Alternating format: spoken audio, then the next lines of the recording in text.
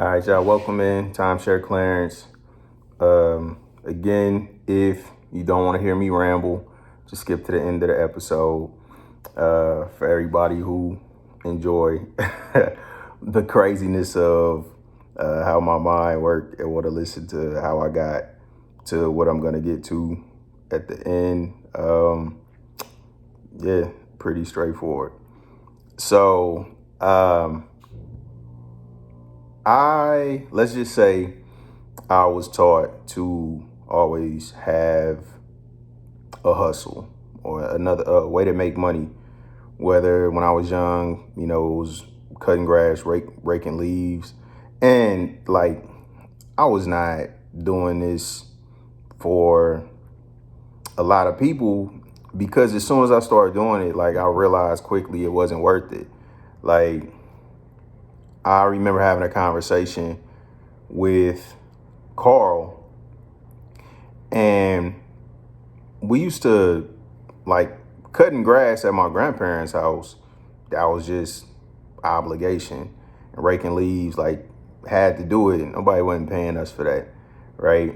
But I think one time my grandma volunteered us for like to rake the neighbor's yard. So it was so many leaves. And I'm gonna tell you another story about raking leaves right after this. So it was just so many leaves, and we raked all these leaves, and then Carl went and got paid. So I think he had, I don't even remember what it was because it was just so ridiculous. It was like $5 or $10. So like I was going to get my money, and then he like grabbed my arm. He's like, bro, this for both of us. And we both just like, this is ridiculous because it took us a lot of work. So that's the first time I started really analyzing the value of money versus time, because it's like not just the work, just the time. I'm like, the wages people get paid for working hourly are ridiculous. So this is when I'm in high school. So I'm thinking about, because I was trying to break this down to my friends, how it's crazy because at the time minimum wage was $5.15. And I'm just like that's ridiculous. Because the money is irrelevant. Like, it's not worth the time, right? So I was like, think about, so I was using my grandfather's garage, well, my grandparents' garage. I won't say my grandfather's, my grandparents' garage. So my grandfather had his boat in there, and then he had all kind of like, miscellaneous stuff, tools and buckets and all of this stuff. But like, cleaning the garage would probably be like an all-day project. So that's what I was trying to explain to the people I was talking to at the time. Like, think about if we cleaned out that garage, like how long it would take, right? And how much money would you think is worth to actually clean out that garage? Because let's say it took the whole day, like literally 24 hours, and getting paid $5 an hour, right? Like, that's $120. There's no way you could pay me $120 to clean that garage. So that was like my first time really breaking down how it didn't really make sense to work for an hourly wage that you really couldn't justify the time, right? And then the other story about raking leaves, I remember when I was young. So we raked all these leaves up at my godfather's house, and me and Crystal were basically told we couldn't come in the house until we bagged up the leaves. And like, Crystal was adamant she wasn't gonna bag up these leaves, so I had to take one for the team and bag them up myself. So I learned, for real, it don't matter who do it, it just matter that it get done. Now back to the current thing that's gonna lead up to the lesson eventually. All right. So always was taught to have a hustle, but at the same time it had to be something that was worth it. So like, I wasn't just gonna do anything. So for a long time I really didn't have a way to make money outside of work. So I was really like committed to my jobs. So my first job was Popeye's Chicken and Biscuits, and like I said, minimum wage was $5.15. So because I really didn't have another way to make money, I needed to make more money per hour. So I used to be like the employee of the week every week. And I remember like the first time in a sense of like having a job where I was like, yo, this BS. There's no way you could justify this. So I had employee of the week in 1 month, like 3 times, and then I didn't get employee of the month. You can't justify that. So like, even since I was young, I always think about stuff like how this, like half of the stuff in the world, or even more, just doesn't make sense to me because it just didn't add up. So I've always thought like that. So I didn't really have a hustle until later on in life because I wasn't gonna hustle for nothing, right? So by the time I got a hustle, it made perfect sense because what it was something I gotta do or something I'm gonna have anyway, right? So I just started buying it in bulk. Anything, and that was just the concept with anything. So it could have been like I used to sell Gatorade at my job. I worked at a steel foundry. It's super hot, people super sweaty. So instead of me buying a Gatorade, I just go to Sam's Club and buy a whole thing of Gatorade, and I'll just take my cooler to work every day full of Gatorade. And then when my coworkers want a Gatorade, they just come pay me $1 for a Gatorade. Now that's not a lot of money, but it's just a principle. Like if I'm gonna buy some, if I can get other people to pay for it, then even if I don't make a profit, like mine is free. If I go pay, so I don't even remember how much. I think it was 24 in the case. I could be wrong, but that's what I think. So it was probably like $13 or something like that, $13, $14. So the way I looked at it, again, if I sell enough to pay for it, so say I sell 14, I got 10 for free. So I'm just getting mine for free. So let's just say that progressed into other things as I got older and got exposed to different stuff. So once I started smoking, then let's just say that principle applied. Like it cost too much money to be paying myself. So I had my little hustle, right? So now I'm gonna tell y'all a story, and it's a true story. And a lot of people haven't heard this.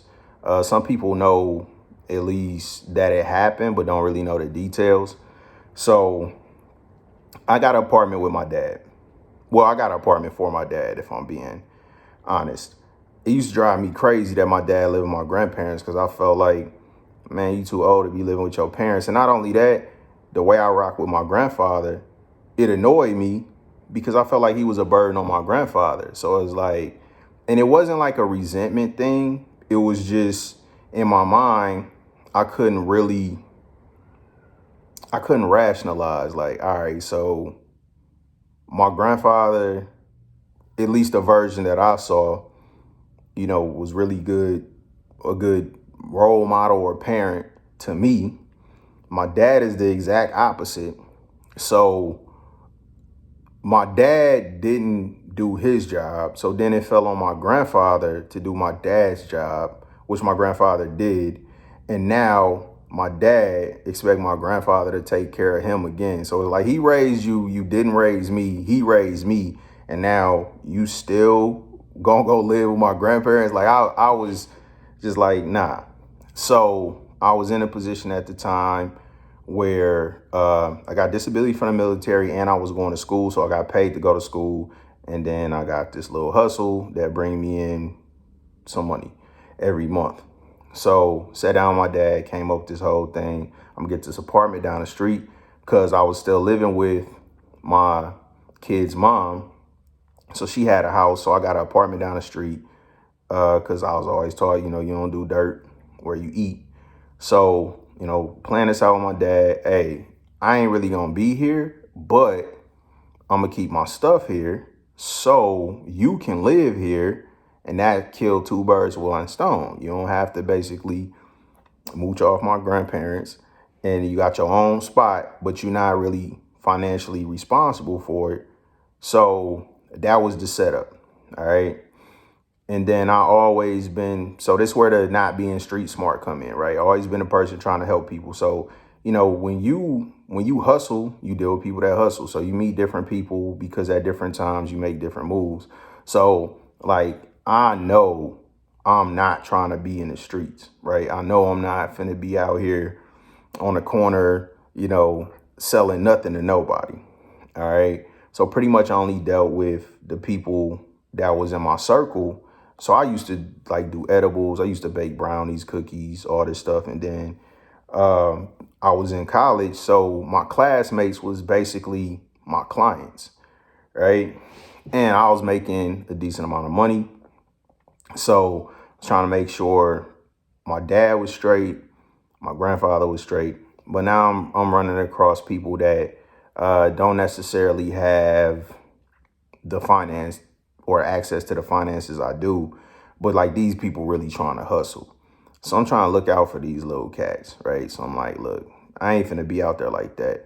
But if you out there like that, let's make it mutually beneficial. So, I'm buying more and then just kind of fronting these cats so that they don't have to be in a bad position. And then I don't have to be doing something I don't want to do or that I'm not really willing to do, right?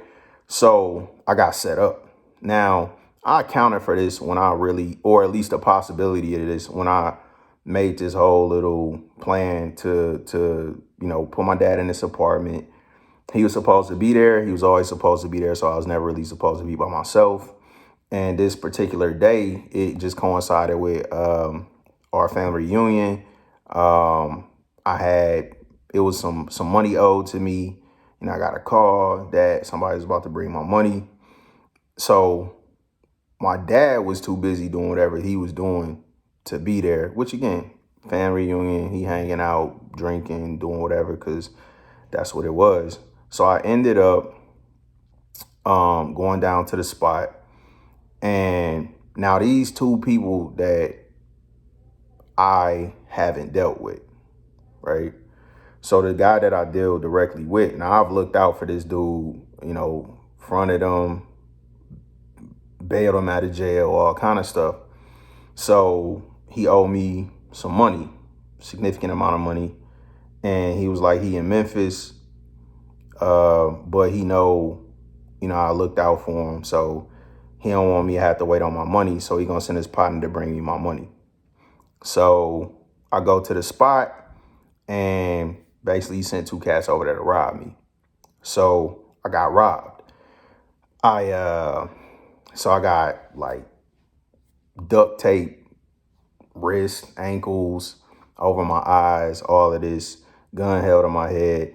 And I literally had to like drag my face across the floor in my apartment to try to catch the duct tape to roll it off of my eyes and get up. I was in the army. I just felt blessed that, I ain't get shot, because I was really thinking like this could be it. And it was really dumb. Like the story the dude tried to tell to justify it, to make it seem like it wasn't a setup, try to act like they had a beef with the dude that, like, okay, if you really had a beef with the dude that sent you, like, why would he send you? And that I was just caught up in the middle of it because they was trying to get back at him. So this little stupid story about how he had set them up and whatever, and I was a part of it. And so anyway, obviously didn't get shot. They took what they took what they wanted to take, and left me there. So um I I obviously got out of the situation, called my ex, told her what happened. I couldn't find my car keys. Dad took my car keys, whatever. So the actual situation, and I had a gun held on my head 3 times, and I had a gun pulled on me another time. But like these situations, I really like, I don't be scared. I don't know. And maybe it's because when I was young, so I'm a rewind. The first time, like, I was in a situation where I thought I was getting robbed. I was walking home. We lived in the projects. I was walking home from like the gas station. This was in Michigan. This wasn't even in St. Louis. I was probably in like the sixth or seventh grade. Probably seventh. Let me say I was in the seventh grade. So I'm walking from the gas station with like bags, a couple bags full of 2 liter sodas. Cause at the time, and again, seventh grade, this is decades ago. At the time, they would have these little cells where they would sell 2 liter Fagos for like $1. So I got probably like 8 sodas, and I'm walking back to the apartment. And then some dude just run up on me like he gonna rob me for some soda, right? So this is crazy. So I'm just like, here. And then he just like laughed. Like, I'm just fucking with you, little nigga. Right? So that was but that's I was scared when that happened, when I was in seventh grade. But like any other time after that, I wasn't scared. I was a manager at Papa John's. I'm on the phone taking a pizza order. I turn around, dude got a gun in my face. I'm like, put the people on hold and dealt with the situation. I was actually only fearful for my kid's mom, right? Because she was with me at the time, and I just didn't want anything to happen to her. I wasn't really concerned about myself. But it's money either way. So I mean, dude rob Papa John's, it ain't my money. And that's exactly what I told him. I'm like, bro, this ain't my money. And he was like, smart man. So I've been in situations where, I could have got killed. Now, that's at Papa John's. That's not in the streets. I've been in a situation in the streets. So this situation now where I got robbed, duct tape, basically left, no harm, didn't literally no physical, no violence, nothing, just, got a gun pulled on me, taped up, got my stuff. Which the cool part was, it wasn't even that much because I needed to re-up. So like I was kind of low. So it's like, man, I did all that. Yeah, I ain't even really get that much. So anyway, now all of this happened. I tell my dad that they took my keys, so I don't want him to stay at the apartment until, I get the locks changed, because I don't want nothing to happen to my dad. I don't live there. So, but they took my keys. I'm like, they could come back. So I told my dad not to stay down there. He didn't listen. This is the night of the 4th of July, because that's when we always had our family reunion on my dad's side. So my dad goes to the apartment. He doesn't listen. I told him come stay at the house. And so the next morning I go to check on my dad. It's like 6 a.m. So I go up the stairs. The door to the apartment is open, right?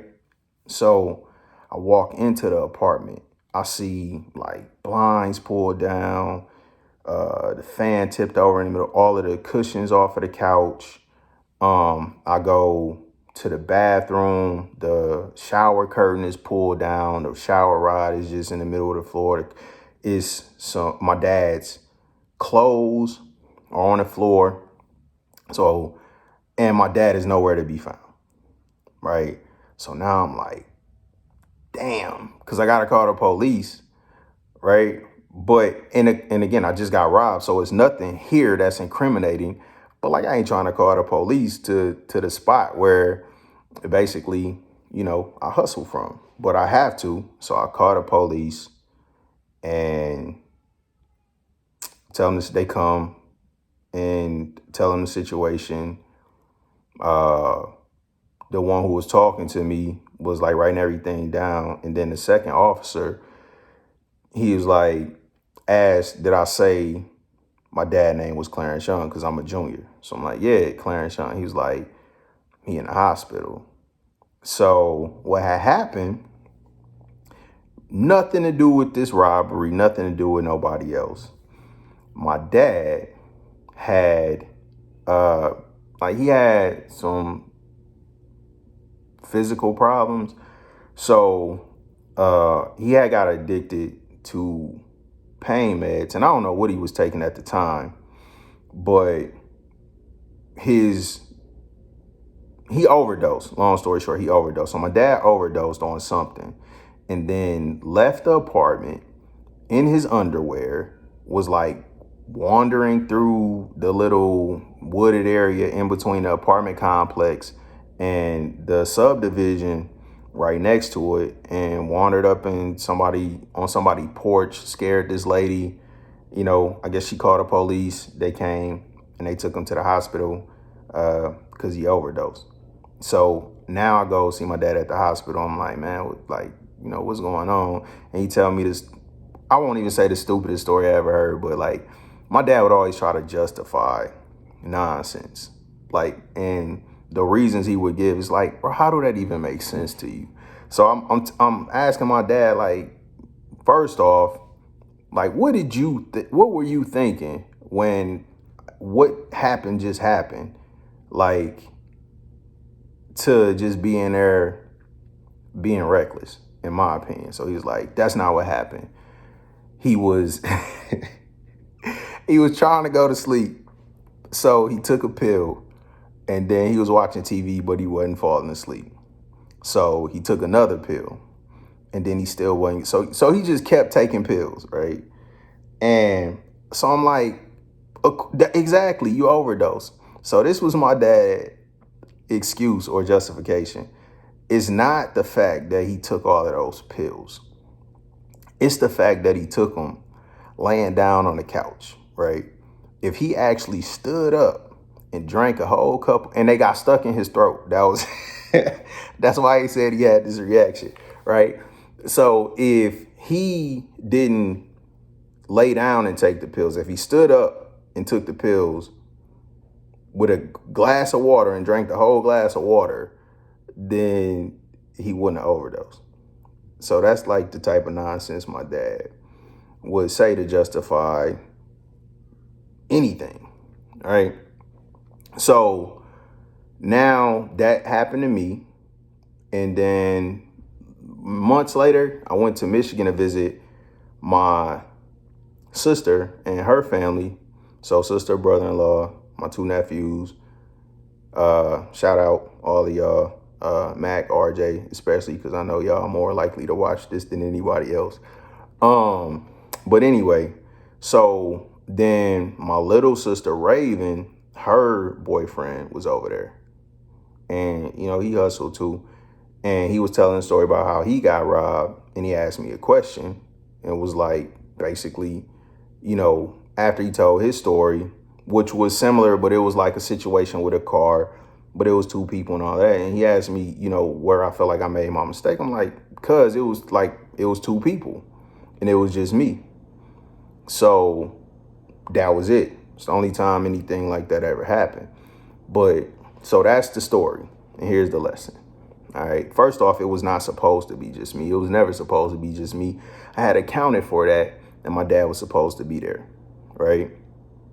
Now, from everything that I've told everybody about my dad so far on this series, like, was that really smart to rely on an unreliable person? A person that doesn't take any type of accountability when they make mistakes, and it's always somebody else's fault. And has essentially shown that they're not even capable of taking care of themselves to take care of you or have your back or rely on. So the lesson is this, man: people show you who they are, believe who they are, and don't put yourself in positions to depend on unreliable people, because like, that's what you can rely on them for, is to not be reliable. So it's still my fault. It's still my lack of street smarts, as some people would say, or emotional intelligence. That's more so what I think. Just trusting people to honor their word or be whatever, despite their behavior. So pay attention to what people say, but also pay more attention to what people do. I think I said this before, but I heard this saying that I could not hear what you were saying because your actions were basically too loud. So watch people, pay attention.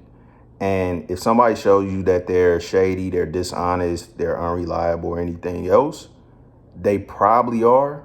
So you probably shouldn't put yourself in a position to rely on that person. So that's the lesson. And that's the story. And I'll let y'all next time. Appreciate y'all for tuning in. Peace.